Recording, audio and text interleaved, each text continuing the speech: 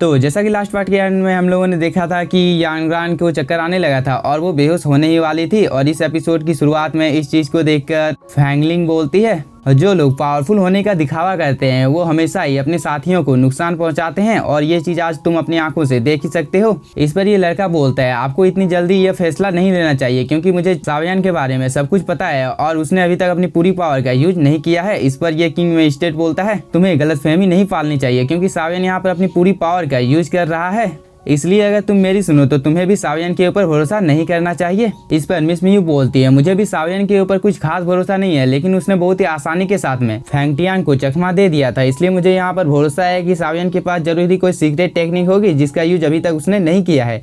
इधर हम सावयान और यांगरान को देखते हैं जिसके ऊपर ये साउंड वेव हमला कर देते हैं, जिसकी वजह से यांगरान थोड़ी सी दूर चली जाती है। लेकिन तभी सावयान ये जगह पर अपने 3000 लाइटनिंग बॉडी का यूज करने लगता है और वो बहुत ही आसानी के साथ में यांगरान को बचा लेता है।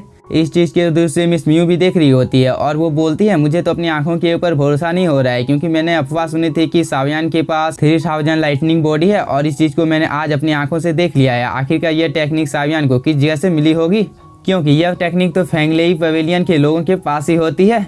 इस पर फैंगलिंग बोलती है, सावयान तो बस एक डिसाइपल है और मैं इस जगह पर देखना चाहती हूँ कि वह सू डायनेस्टी के लोगों को इस जगह से कैसे बाहर निकालता है। इधर हम सावयान को देखते हैं जो कि इस जगह को बहुत ही ध्यान के साथ देख रहा होता है और किस किस जगह पर ट्रैप है उन सब चीजों को भी देख रहा होता है। लेकिन तभी यांगरान बोलती है, सावयान मैं बहुत ही ज्यादा थक गई हूँ, इसलिए तुम मुझे इस जगह पर ही छोड़ दो क्योंकि हम लोगों के पास बहुत ही ज्यादा कम टाइम बचा हुआ है। इस पर सावयान बोलता है, कभी नहीं, और वो ये बोलकर आगे की ओर बढ़ने लगता है। तभी ये सभी ट्रैप एक्टिवेट हो जाते हैं, इसलिए सावयान ने यहाँ पर अपनी हेवनली फायर का यूज कर एक शील्ड को बना लिया था। लेकिन अभी भी यांगरान को बहुत ही ज्यादा प्रॉब्लम हो रहा था। तभी सावयान धीरे धीरे कर आगे की ओर बढ़ने लगता है और यांगरान भी इसके पीछे पीछे आने लगती है। लेकिन तभी अचानक से उसका पैर फिसल जाता है और वह नीचे गिरने ही वाली थी। लेकिन तभी सावयान इसके हाथ को पकड़ लेता है और वह अब इसे लेकर धीरे धीरे ऊपर की ओर जाने लगता है। लेकिन इस चीज में अब सावयान को भी बहुत ही ज्यादा प्रॉब्लम का सामना करना पड़ रहा था और इन सब चीजों को दूर से ये सब देख रहे थे। इधर सावयान को यांगरान को ऊपर ले जाने में और भी ज्यादा प्रॉब्लम का सामना करना पड़ रहा था, लेकिन वो यहाँ पर हार नहीं मानता है और वो अपनी पूरी पावर के साथ में इन सभी ट्रैप के ऊपर हमला करता है, जिसकी वजह से यहाँ पर जितने भी रैट होते हैं उन सभी के बॉडी में क्रैक बढ़ने लगते हैं।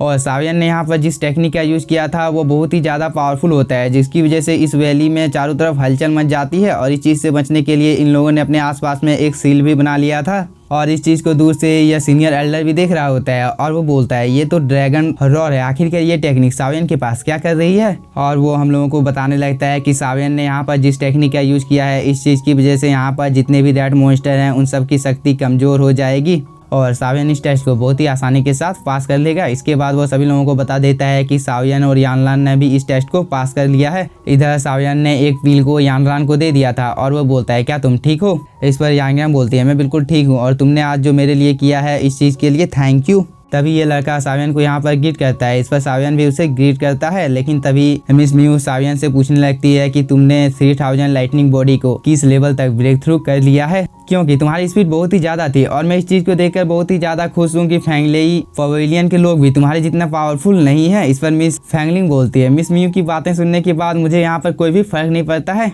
और साथ ही मैं तुम्हें बता देती हूँ कि मुझे 3 महीने के बाद होने वाले कंपटीशन सिम्फांजे का इंतजार है, क्योंकि मैं इस कंपटीशन में देखना चाहती हूँ कि तुम लोग जरा से भी पावरफुल हुए हो या नहीं।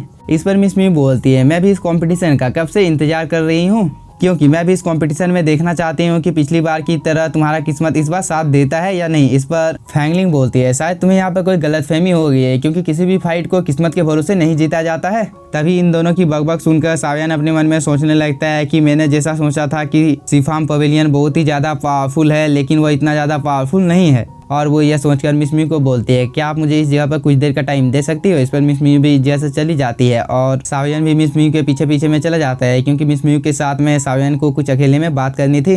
तभी मिस मियू बोलती है, सावयान तुम्हें मुझसे क्या काम है, क्या तुम इस चीज के बारे में मुझे बता सकते हो। इस पर सावयान मिस मियू को पूछने लगता है कि सीनियर फैंग क्या आपके टीचर हैं। इस पर मिस म्यू बोलती है, इस चीज के बारे में तो बहुत से लोगों को पता है, क्या तुम श्योर हो कि तुम्हें यही सवाल पूछना था? इस पर सावियन बोलता है, आपको पता है कि मैं किस चीज के बारे में पूछना चाहता हूँ? आखिरकार सीनियर फैंग अभी किस जगह पर है, क्या आप मुझे इस चीज के बारे में बता सकती हो? इस पर मिस म्यू बोलती है, आखिरकार तुम कौन हो और तुम मेरे मास्टर की तलाश क्यों कर रहे हो? इस पर सावियन बताने लगता है कि मेरे मास्टर ने मुझे बोला था कि सीनियर फैंग को तुम्हें किसी भी हालत में ढूंढना है, वो तुम्हारी एक चीज में मदद कर सकता है। और साथ ही मैं तुम्हें बता देता हूँ कि तुम्हारे मास्टर और मेरे मास्टर बहुत ही पुराने मित्र हैं, लेकिन फिलहाल के लिए मैं तुम्हें यहाँ पर अभी इन सब चीजों के बारे में ज्यादा जानकारी नहीं दे सकता हूँ। इन सब बातों को सुनने के बाद मिस म्यू सावियन को बताने लगती है कि अगर तुम्हें सच में मेरे मास्टर को ढूंढना है तो तुम्हें आज से 3 महीने के बाद फैंगलेई डोंग पवेलियन में आना होगा, तब जाकर तुम मेरे मास्टर के साथ मिल सकते हो।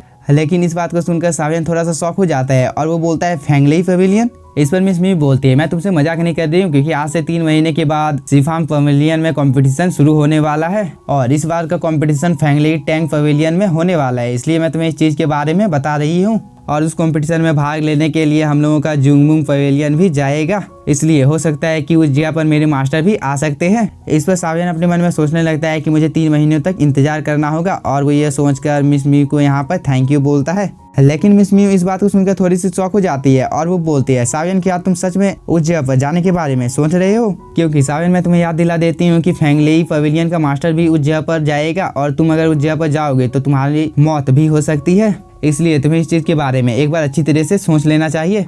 इस पर सावियन बोलता है, तुम्हें चिंता करने की कोई भी जरूरत नहीं है, क्योंकि इन सब चीजों के बारे में मैंने पहले ही सोच लिया है। इस पर मिस म्यू बोलती है, तुम बाद में मुझे दोष नहीं दे सकते हो, क्योंकि मैंने इस चीज के बारे में तुम्हें पहले ही बता दिया है। लेकिन अगर तुम मेरे मास्टर के पुराने दोस्त के डिसाइपल हो तो मैं तुम्हें यहाँ पर एक चीज बता देती हूँ, अगर कोई तुम्हारे ऊपर इस कंपटीशन में हमला करता है तो मैं तुम्हारे साथ खड़ी रहूंगी। तभी यहाँ पर बेल बज जाता है। इस चीज को सुनकर मिस म्यू बोलते हैं, हम लोग बाद में मिलते हैं। और वो ये बोलकर इस जगह से चली जाती है और सावियन भी इस जगह से जाने ही वाला था, लेकिन तभी रेड किंग इस जगह पर आ जाता है और वो बोलता है, मुझे तुम्हारे साथ कुछ बात करनी है, इसलिए तुम मेरे साथ आओ। इस पर सावियन भी रेड किंग के पीछे चला जाता है। इसके बाद हम लोगों को कुछ देर बाद का टाइम दिखाया जाता है, जहाँ पर ये सीनियर एल्डर इन सब चीजों को देख रहा था, लेकिन तभी सावियन इस जगह पर आ जाता है और वो इस सीनियर एल्डर को ग्रीट करता है।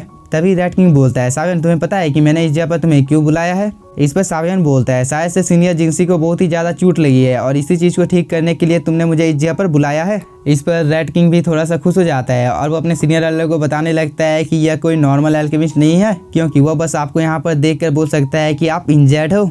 इस बात को सुनकर सीनियर जिंसी थोड़ा सा खुश हो जाता है और वो सावियन को पूछने लगता है कि क्या तुम मुझे ठीक कर सकते हो? इस पर सावियन भी हाँ में अपने सिर को हिला देता है और वो सीनियर जिंसी का चेकअप करने लगता है, जिसकी वजह से उसे पता चलता है कि सीनियर की बॉडी के अंदर में फायर पॉइजन है, जो कि सीनियर की बॉडी के बहुत ही ज्यादा अंदर तक फैल चुका है। इसलिए अगर मुझे इस चीज को बाहर निकलना है तो इस चीज की वजह से सीनियर को बहुत ही ज्यादा प्रॉब्लम का सामना करना पड़ सकता है।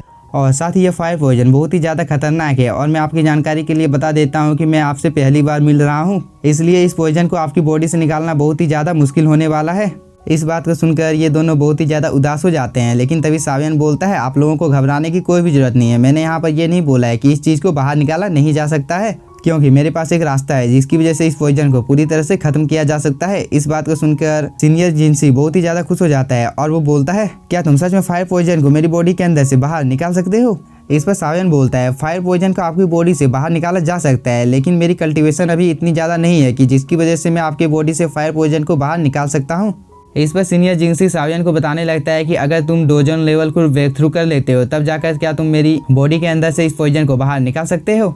इस पर सावियन भी हाँ बोलता है। तभी सीनियर बताने लगता है कि तियानसियान ब्लड पूल में जो कोई भी व्यक्ति कल्टीवेशन करता है उसकी कल्टीवेशन बहुत ही तेजी के साथ बढ़ने लगती है, इसलिए तुम भी बहुत ही आसानी के साथ में डोजोंग लेवल को ब्रेक थ्रू कर लोगे, क्योंकि अभी तुम्हारी करंट कल्टीवेशन डू हुआंग के 9 स्टार तक है, इसलिए तुम्हें डोजन लेवल को ब्रेक थ्रू करने में थोड़ी सी प्रॉब्लम का सामना करना पड़ सकता है। इस पर सावियन बोलता है, आपको चिंता करने की कोई भी जरूरत नहीं है, आपने जिस टेक्निक के बारे में मुझे बताया है उस चीज की वजह से मैं बहुत ही आसानी के साथ में डोजन लेवल को ब्रेक थ्रू कर लूंगा। इस पर सीनियर जिंसी बताने लगता है कि मैंने तुम्हें अभी जिस ब्लड पूल के बारे में बताया है वह तियानसू माउंटेन पर है और उस जगह पर बहुत ही ज्यादा प्योर एनर्जी है, जिसे कल्टीवेट करने के बाद हो सकता है कि तुम डोजोंग लेवल को ब्रेक थ्रू कर लो। और साथ ही सावियन मैं तुम्हारी जानकारी के लिए बता देता हूँ कि यह जगह हम लोगों की ट्राइब की सीक्रेट जगहों में से एक है, इसलिए तुम इस चीज के बारे में किसी को भी नहीं बता सकते हो। और उस ब्लड पूल में आज तक मैंने ही कल्टीवेशन किया है, जिसकी वजह से मैंने बहुत ही आसानी के साथ में अपनी कल्टीवेशन को बढ़ाया था और मुझे उम्मीद है कि तुम डोजोंग को बहुत ही आसानी के साथ में अचीव कर लोगे।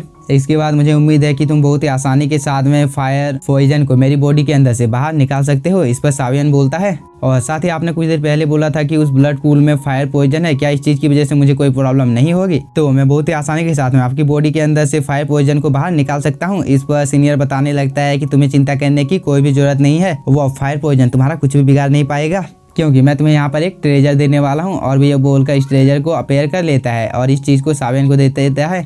इस चीज को पाकर सावियन भी थोड़ा सा खुश हो जाता है, लेकिन तभी सीनियर बोलता है अभी अभी मैंने तुम्हारे साथ जो सौदा किया है, क्या तुम्हें यह पसंद आया है? इस पर सावियन बोलता है सीनियर आपको चिंता करने की कोई भी जरूरत नहीं है, क्योंकि जब तक मैं उस जगह पर कल्टीवेशन कर रहा हूँ तब तक आप लोगों को मेरा इंतजार करना है, और जैसे ही मैं डोजन लेवल को ब्रेक थ्रू कर लूंगा तो मैं इस जगह पर आकर आपकी बॉडी के अंदर से फायर पॉइजन को बाहर निकाल दूंगा। और सावियन के ये बोलने के साथ ही हम लोगों का ये एपिसोड हो जाता है खत्म। अगर आप लोगों को वीडियो पसंद आया होगा तो चैनल को सब्सक्राइब कीजिए और वीडियो को like. Thank you for watching.